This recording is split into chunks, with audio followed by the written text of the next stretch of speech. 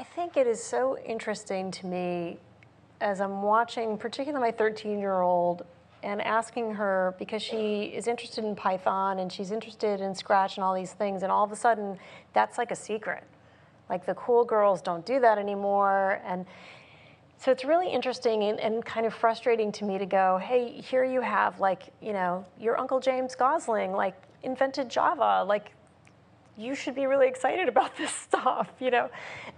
So I think it's interesting, and not just in STEM. I think what a lot of women have is this whole imposter syndrome. I think men have it to an extent too, but we are socialized to not brag about ourselves or be overt or not fit in or be loud or not kind of be that social sand. And I think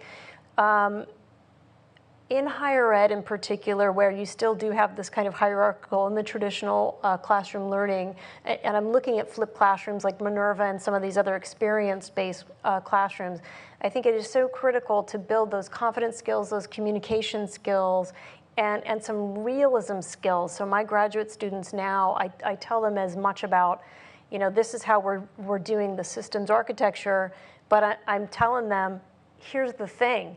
That guy over there in logistics, where we're saying we're gonna disrupt him because we're gonna privacy automate this over there, he's gonna be a pain in your nookus. I'm gonna tell you how you're gonna argue with him.